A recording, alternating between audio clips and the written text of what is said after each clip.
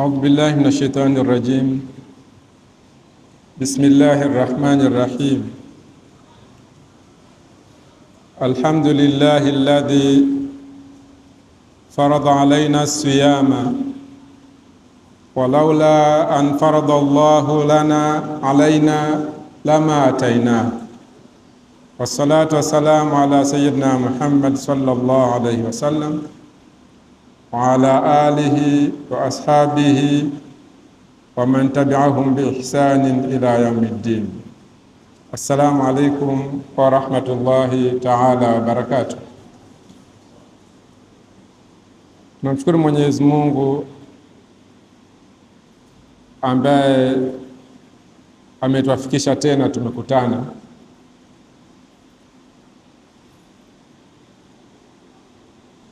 kwa ruhusa ya wale ambao tulisikilizana jana. Nitagusia kidogo tulichokisema jana ili kuwachukua wale ambao pengine jana hatukuwa nao, kwa dhamira kwamba twende pamoja.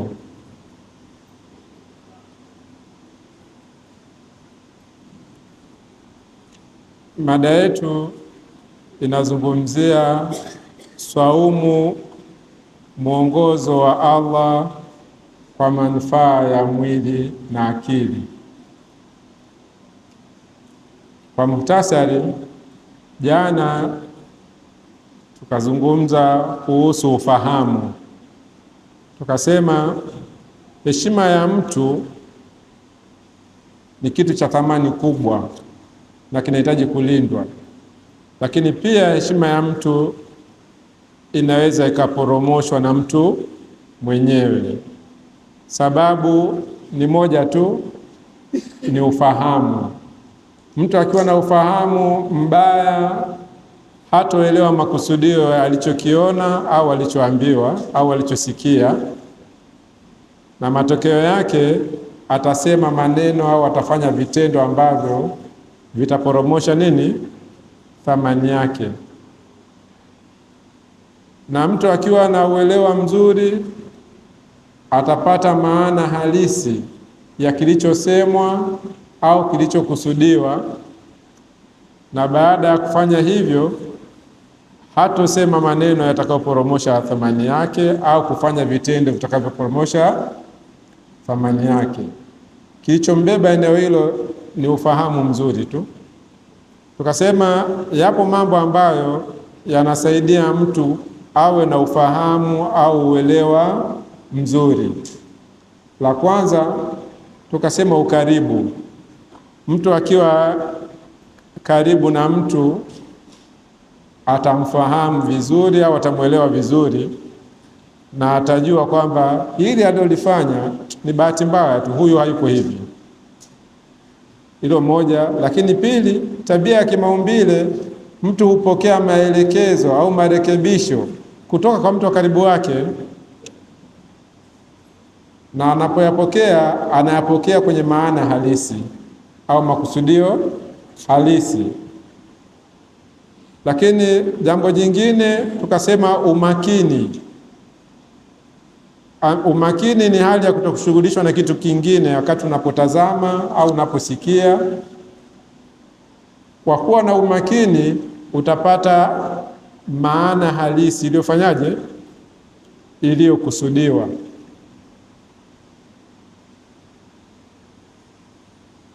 Jambo la tatu tukasema ni maarifa. Ukiwa na maarifa sahihi, ukawa nafahamu kitu katika usahihi wake, maarifa haya yatasaidia kujenga ufahamu nini? Ufahamu mzuri, na utachunga makusudio ya ulichokiona au ulichoambiwa, na kwa matokeo hayo hutoporomosha thamani yako kwa maneno au kwa vitendo utakavyovifanya. Tukasema pia ufahamu ni zao la akili. Tukasema akili ni nyenzo ambayo Mwenyezi Mungu amempa mwanadamu ili muongoze na imsaidie Ikilelewa vizuri itamuongoza na ataongoka. Ikilelewa vibaya itajenga ufahamu mbaya, na huyu mtu atafanyaje? Atakosea. Lakini akili iliyosifiwa tuligusia, sema ni ile ambayo itambeba mwanadamu kumwelekeza, kumpeleka kwa nani? Kwa Mwenyezi Mungu. Alkayis man dana nafsahu. Leo kwa tawfiki ya Mungu tutaunganisha kipande hicho cha kwanza na kipande cha pili, manufaa ya saumu kwenye mwili wa mwanadamu. Vyote hivi viwili, ufahamu na mwili wa mwanadamu na manufaa anayoyapata mwanadamu, vinaingia kwenye kapu la neema nyingi, au miongoni mwa neema nyingi ambazo mwanadamu ameneemeshwa na nani? Na Mwenyezi Mungu. Mwezi huu wa Ramadhani ni mwezi mtukufu na ni mwezi wa waumini. Tabia ya kimaumbile, mtu akijua hiki ni changu anakithamini na anakitunza. Chukulia mfano hata hii simu, ikishajua kwamba hii ni ya kwangu, unaitafutia cover, unaitafutia sijui kitu gani, unaithamini, unafanyaje? Unailinda. Kwa hiyo na mwezi huu wa Ramadhani ni neema, lakini ni mwezi wa waumini. Ukishafahamu ni mwezi wa waumini, kila mmoja wetu akitajwa waumini huwa anaingia humo. Na ukishaingia kwenye kusema huu ni mwezi wa waumini, utauthamini na utafanyaje? Utautunza. Na kama utautunza, hutojihisi kero yoyote kwa kufunga, hutojihisi kero yoyote kwa yale yanayoambatana na nini? Na mwezi wa Ramadhani. Sasa wanadamu tumeamrishwa kufunga. Kwani tukifunga Mungu anapata nini? Sio swali linakuja. Tukifunga Mungu anapata nini?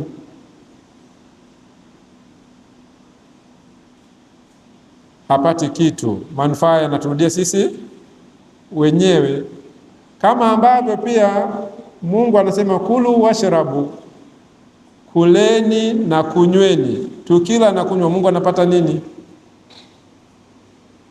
Manufaa yanaturudia sisi wenyewe. Ukienda kwa madaktari unalipia kumwona daktari, unapanga foleni, alafu ukiingia mule unakutana vitu hivi tu. Kuna makatazo na maamrisho tu. Usile hiki, kula hiki, kunywa dawa hii, acha hii, na unatii. Na ukirudi nyumbani sema daktari amenishauri nifanye 1, 2, 3, unafuata. Ndivyo sivyo? Sasa waman asdaqu min Allahi qila, waman asdaqu min Allahi qila, ni nani mkweli mno kuliko Allah? Ni nani? Kwa hiyo Mungu akituambia fanyeni 1, 2, 3, acheni 1, 2, 3, hayo yote mawili manufaa yake yanaturudia sisi wenyewe, wala hamfikii nani? Allah subhanahu wa ta'ala. Kwa hiyo kama ambavyo tunatii maelekezo ya daktari tukaacha na kufanya, basi tuzilazimishe nafsi zetu kutii, kuacha na kufanya yale ambayo Mungu amefanyaje? Ametuongoza. Mojawapo ni kufunga. Kama Mungu ametufundisha au ametuelekeza tufunge, tushike, tufunge kwa kujua kwamba manufaa ya kufunga yanaturudia sisi wenyewe.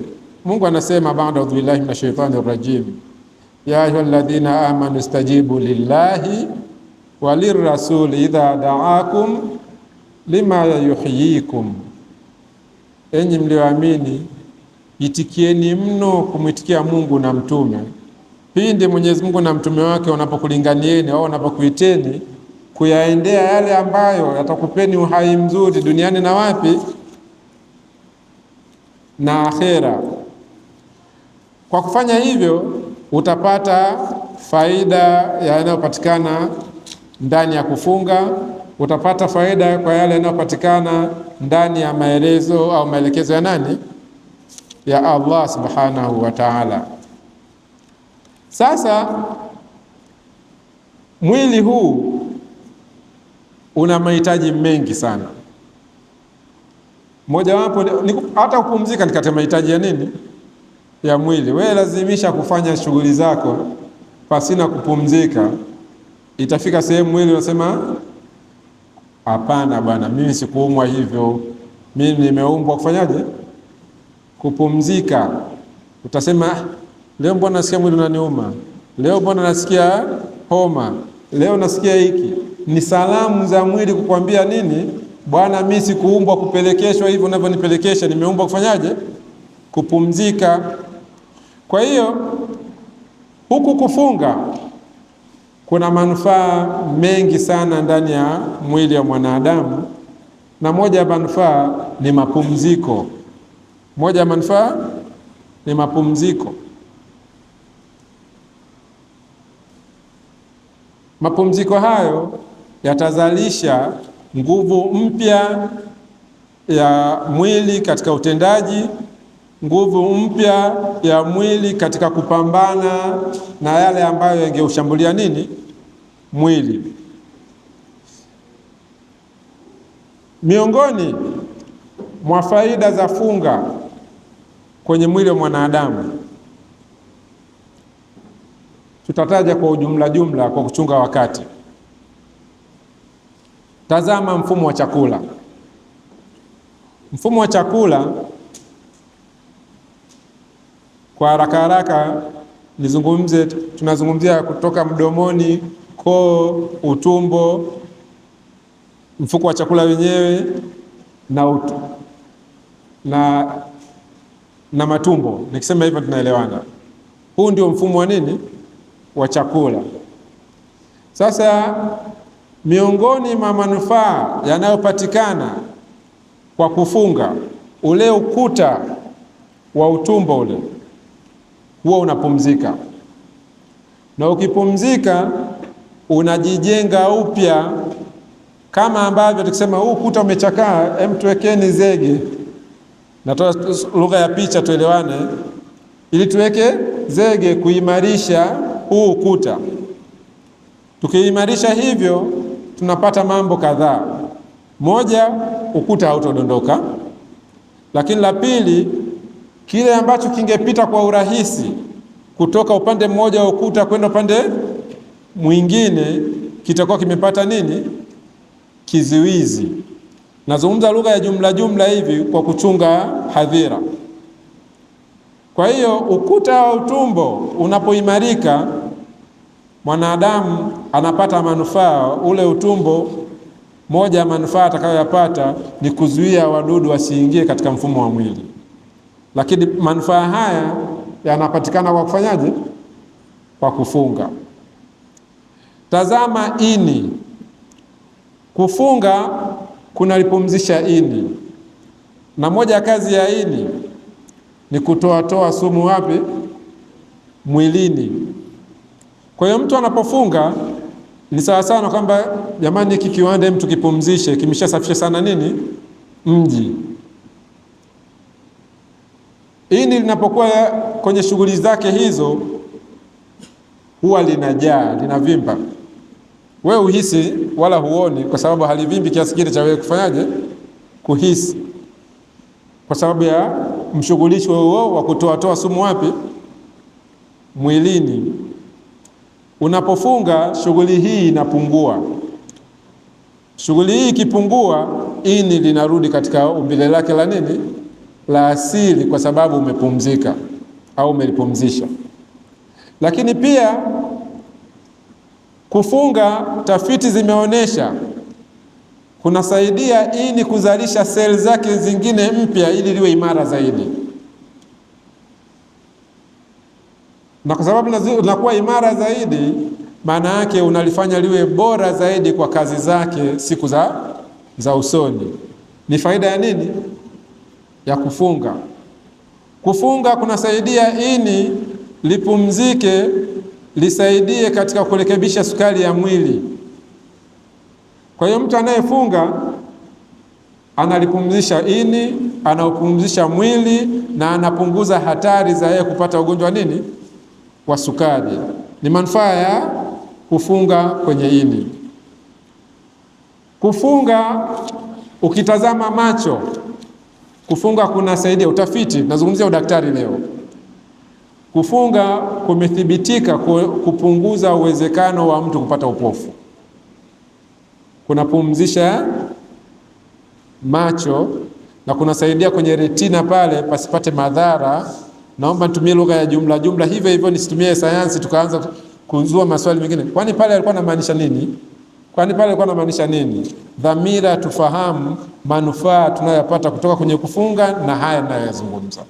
Kwa hiyo kufunga kunasaidia, moja ya faida ni kupunguza nini? Uwezekano wa mtu kupata nini? Upofu. Kwa maneno mengine, kufunga kunaongeza uoni. Kufunga kunaongeza uoni. Kwa hiyo ukitazama utafiti umejaribu kutazama watu ambao walikuwa wakifunga sana na ambao hawakufunga sana. Kundi hili la pili uoni wao ulikuwa nini? Hafifu. Uchaguzi ni mimi na wewe. Hakuna mtihani kama kukosa nini? Uoni. Mtume sallallahu alaihi wasallam anasema katika hadithi al-Qudsi, idha btalaitu abdi bifaqadi habibatai fasabara fama jazau lahu ghaira aljanna. Mungu anasema nitakapomwonja mja wangu kwa kukosa vipenzi vyake viwili, yanakusudiwa macho, fasabara, akasubiri, hana ujira isipokuwa nini? Pepo. Sasa jambo ambalo linachukua dhamana ya wewe kukupa pepo ni jepesi. Na ukafika sehemu ukaambiwa imetoka gari mpya, ina muundo huu, ina rangi hii, watu wanaisifu wanavyoweza. Wewe unaelewa? Nafsi inakwambiaje? Naam, inatamani, au bila shaka haitakuwa inatamani. Na unakuta taswira, sijui nyekundu ndio kitu gani. Kama ulipata upofu tangu tumboni, basi kama ulipata upofu ukubwani huko baada ya kuwa umeshatoka umezijua rangi, unasijui ni hii rangi ya udhurungi au sijui hivi. Alimradi kila kinachosifiwa wewe unatamani upate uhalisia wake, alafu upate. Faswabara. Mashekhe wanasimulia ule mkasa wa sahaba wa Mtume, alikuwa sema anasoma Qur'ani, anasema waman kana fi hadhihi a'ma wa huwa fil akhirati a'ma wa adhallu sabila. Akaanza kulia, atakayekuwa katika hii dunia ni kipofu na akhera atafufuliwa nani? Na sio hivyo tu, wa adhallu sabila, na atapotezwa nini? Njia. Akaanza kulia. Mimi nilijua kwamba hapa tuko kwenye transit, masiku ya machache tunapita hapa, nitavumilia. Kumbe hili jambo linaendelea huko. Haraka akakimbilia kwa mwenye jambo lake. Linakuja jawabu, fa innahu la ta'mal absar, si ndivyo? Walakin ta'mal qulubu allati fi sudur. Likamfariji, upofu huu ndio upofu mbaya. Utafiti pia umeonesha kufunga kunasaidia katika usikivu. Kufunga kunasaidia katika usikivu. Watu wenye kufunga walionekana kuwa imara katika usikivu kuliko ni watu wasiofunga. Kwa maana nyingine, kufunga kunazuia tunaita hearing impairment. Hearing impairment. Kwa hiyo kadri unavyofunga unaongeza nini? Usikivu wako. tuweke kituo hapo kwanza. Kwenye kuona kufunga kunaongeza, kwenye kusikia kufunga kunaongeza, kwenye kupata maarifa. Wanadamu tuna njia kuu mbili, tunajifunza kwa kuona, tunajifunza kwa kusikia, na mara nyingine tunajifunza kwa yote mawili. Kusikia nafanyaje? Na kuona. Kwa hiyo kama tatizo la watu kuporomosha heshima zao ni ufahamu mdogo, uelewa mdogo, na miongoni mwa njia za kujifunza ni kuona na kusikia. Tuko pamoja? Watu wenye usikivu mdogo, wenye uoni mdogo, maarifa wanayoyapata pia nafanyaje? Yanapungua. Ndipo hapo utasema neno kwa sababu ya upungufu wa kusikia kwake, ukamwona mtu amekasirika, nadhani umemteta, kumbe wewe umesema lililo sahihi. Lakini kama tulivyosema jana, asiyekuwa na ufahamu mzuri, maamuzi yake yatakuwa asili yake ni nini? Dhana au hisia. Na kama maamuzi yake yatakuwa ni dhana au hisia, anaianzisha safari ya kwenda kuporomosha heshima yake kwa maneno atakayoyasema au kwa vitendo atakavyovisema. Na kinyume chake, yule mwenye usikivu mzuri, mwenye uoni mzuri, atapata maarifa mengi na ufahamu wake utakuwa na heshima yake itafanyaje? Italindwa. Jambo hili linaenda mpaka kwenye ubongo. Utafiti umeonyesha pia kwamba wenye kufunga wana uwezo mkubwa wa akili. Uwezo wao kutafakari mambo na kuyaelewa, zile IQ zao ziko juu. Sababu yake funga huwa inafanya usafi kwenye zile seli za ubongo zilizokufa. Jamani, ondokeni, amtakiwi huku, ondokeni. Tuko pamoja? Kwa hiyo mtu mwenye kufunga anapata uwezo huo mkubwa, unaongezeka mwilini. Kufunga, ukitazama figo, utafiti pia umeonyesha kwamba inaimarisha figo, la kwanza. Lakini pili, kufunga kunapunguza uharaka wa maradhi ya figo kwenda kwenye hatari zaidi. Nitumie lugha hiyo. Mfano, tunaambiwa figo zinafeli.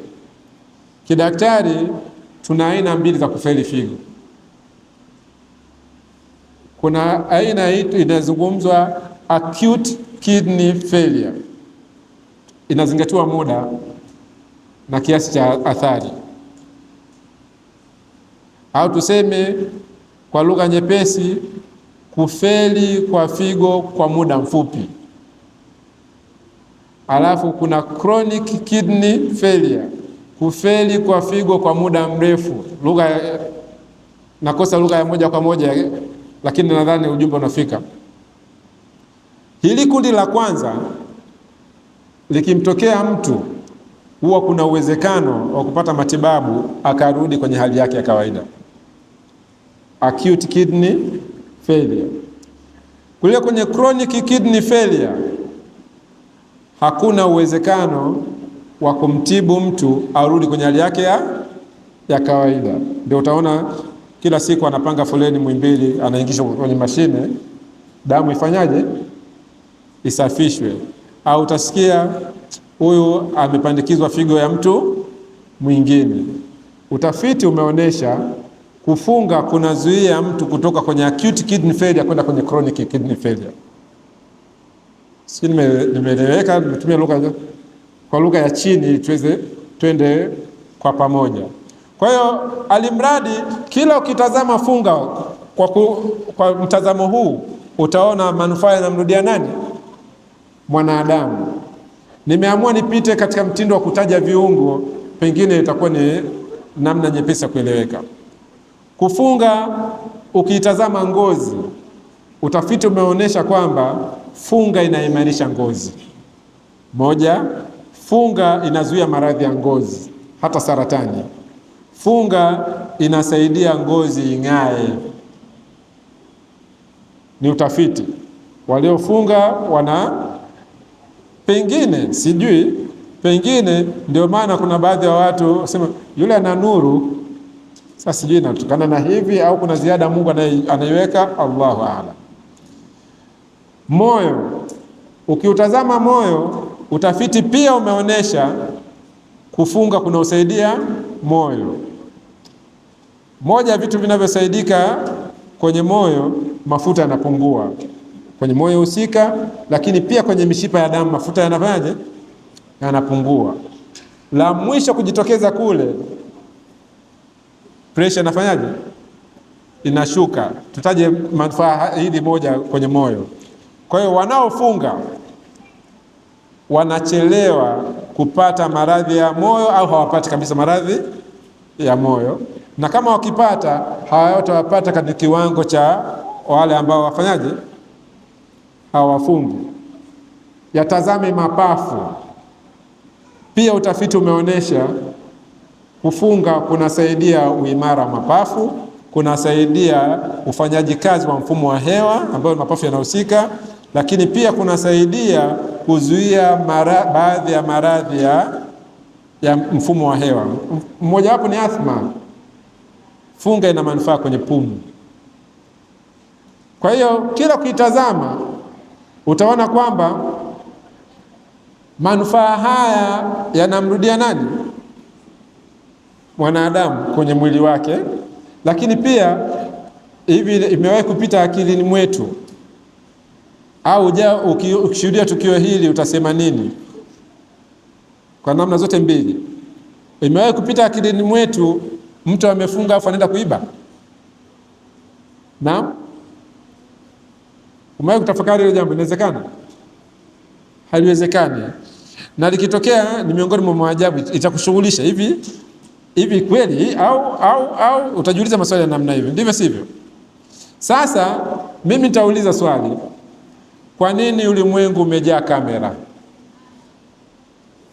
Naam? Kwa nini ulimwengu umejaa kamera kila upande? Ukienda duka hili kuna kamera, ukienda barabarani kamera, ukienda wapi kamera. Pengine hapa niulize, nijibie, kwa nini? Na usalama. Kamera zikiondoka watu wanavamiwa, wao inakuwaje? Sifahamu. Na kumjua mwizi. Pamoja na yote, jibu ni kwamba watu hawana amani. Watu hawana amani. Kwa hiyo kwa sababu watu hawana amani, hawaaminiani, inabidi kuweka nini? Kamera. Sasa rudi kwenye hili zoezi la kufunga. Kuna mmoja wetu hapa amekaguliwa na mwenzie kwamba bwana anataka kuhakikisha kwamba leo ulifunga au kufunga. Alimfungia kamera. Kafunga mwenyewe na amejizuia yeye mwenyewe kwa kutaka radhi ya Allah, lakini pia kupata manufaa haya tunayoyasema. Jamii ambayo imeweza kujizuia japo mtu asiingie ndani akajifungia akala, jamii hii ikijengeka hivi, bei ya kamera itakuwa shilingi ngapi? Kwenye jamii ya namna hiyo bei ya kamera itakuwa shilingi ngapi? Na inawezekana ikawa ndogo au ni kitu takataka, hakina kazi. Kwa hiyo haya mazoezi tunayopewa ya kujenga uaminifu wa kutokula japo kwa kujificha, hebu yahamishe ukaweka kwenye maisha yako ya kila siku, kwenye unayoishi. Manufaa yatamrudia nani? Jamii la kwanza, lakini manufaa yatakurudia pia kwako wewe, utaheshimika, huyu ni mwaminifu. Si ndivyo? Mashekhe wanatusomesha ile aya, alladhina amanu walam yalbisu imanahum bidhulmin lahumul amnu. Subhanallah. Alladhina amanu walam yalbasu imanahum bidhulmin lahumul amnu wa hum muhtadun. Kama sijasahau ni Surat Al-An'am. Itafute hii aya, alladhina amanu, wale wenye kuamini, walam yalbasu imanahum bidhulmin, na hawakuivisha, imetumia kama kuivisha vazi, kuikutanisha imani yao na dhulma yoyote, imekuja kwa nakra, si ndivyo? Bidhulmin lahumul amn, hawa wana amani ya kweli, amani ya hakika kabisa. Moja, wa hum muhtadun, na hawa ndio walioongoka. Kwa hiyo kama mimi na wewe tuna yakini au tunakiri sisi ni waumini na tunafunga, hatukai ndani tukapakua chakula tukala, tuhamishe uaminifu kwenye maisha yetu ya kila siku, alafu one ahadi ya Mungu ni kweli au uongo. Kama mimi na wewe tutakuwa ni mafundi, mathalan labda mafundi ujenzi, alafu mimi sio mwaminifu, maana sisemi mimi mwaminifu nikawa nimekushambulia. Mimi sio mwaminifu, nahitaji kamera. Wewe mwenzangu ni mwaminifu, hauhitaji kamera. Alafu sote tunasifiwa kuwa ni mafundi wazuri kwa maana ya utendaji kazi ule. Unadhani nani watu tamkimbilia wampe kazi zao? Na watamkimbilia mwaminifu, kwa sababu moja ya kibarua ambacho watakuwa wamekiepuka ni kuanza kumsimamia au kuanza kumfungia makamera. Watakuwa na nini? Na amani. Sasa huyu anasema, bwana samahani, mimi na kazi nyingi sana, kwa kazi nilizo nazo sina uwezo kupokea kazi yako mpaka baada ya mwezi. Mtu anamwambia mwezi nini? Nitasubiri. Mwezi? Kwa nini wewe unalazimiana na kusubiri? Amelazimiana na kusubiri kwa sababu ya nini? Ya amani. Kwa hiyo funga hii manufaa yake yanarudi kwa mwanadamu mwenyewe, yanarudi kwenye jamii husika. Kufunga kunasaidia furaha. Wewe fanya tathmini yako, wewe kesho simama hapa msikitini, alafu ujiwekee vigezo vyovyote vya kutazama furaha ya mtu, kama ni tabasamu, kama ni nini, vyovyote. Tuko pamoja? Alafu tengeneza jedwali, kundi A, kundi B. Kwa vigezo vyako, ukimwona huyu aliyeingia huyu na muona huyu hana furaha, mweke kundi B, ndio kundi la wasio na furaha. Kwa vigezo vyako ulivyovitengeneza wewe mwenyewe, huyu unapomuona huyu ana furaha, tuko pamoja, mweke kundi A. Kwa kufanya ile tallying, weka mistari tu moja moja. Baadaye utakuja kuhesabu ile mistari. Alafu atakayefanya utafiti nitaomba mimi majibu. Lakini hii sichukui hati miliki, na ampe majibu mtu mwingine aone kundi gani lenye furaha. Kesho afanye vijaribu, akae tu wakati watu wanaingia, wala asiwazungumzishe. Yule anavyomwona yule ana hasira, hana furaha, weka huko. Yule anavyomwona kwa vigezo vyako, sitafute vigezo vyetu, huyu ana furaha, mweke huko, uone kundi gani kubwa. Baada ya hapo, subiri Ramadhani ipite. Subiri Ramadhani ipite, alafu ndio ufanye zoezi lako hilo hilo, uone kufunga kunafanya nini kwenye furaha za watu. Furaha hii mtu ataipata kwa kujitambua, na furaha hii mtu ataipata hata kama ajitambue. Qala Rasulullah sallallahu alaihi wasallam, kwa kumalizia, liswaimi farhatani, liswaimi farhatani, mwenye kufunga na furaha hizi mbili. Ya kwanza, ana furaha wakati wa kuftari kwake. Ya pili, inda liqai rabbi, atapata furaha atakapokutana nani? Na Mola wake. Sasa tujiulize, hivi sasa wakati wa kuftari anafurahi kwa sababu anakula? Inawezekana ni moja, lakini moja ya vitu vinavyosababisha afurahi ni ile taufiki. Mungu ameniwafikisha leo, nimeitoa asubuhi mpaka jioni, nimefunga na mimi nimehesabiwa ni mwenye kufunga. Ni taufiki ya Mungu, ninaudhi, ninafurahisha. Lakini kidaktari kufunga, basi wewe usifurahi kwa hivi. Mungu akatengeneza wakala wake.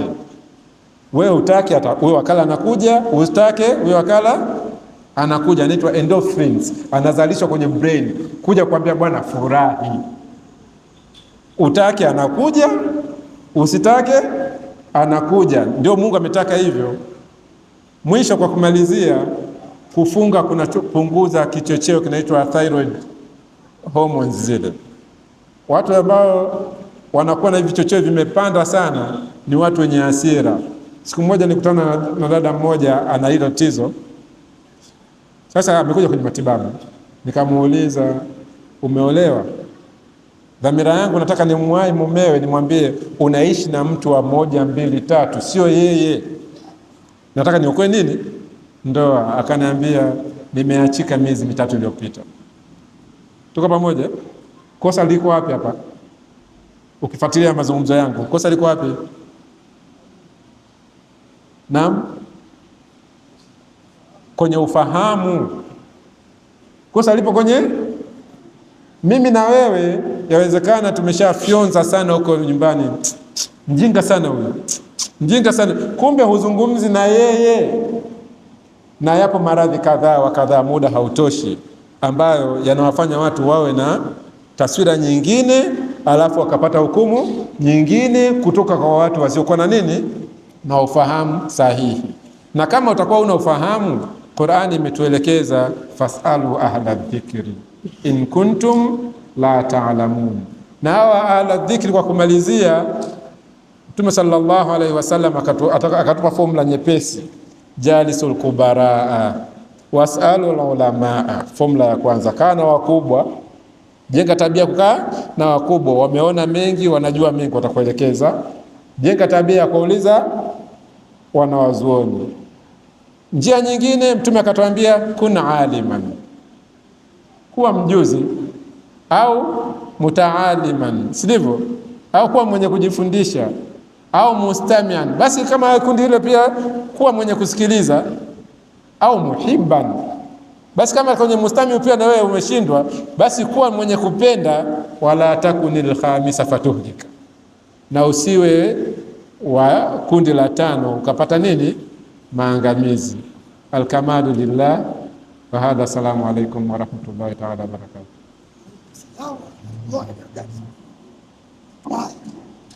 Swali mawili au daktari hapa kesho mpaka swali mawili au na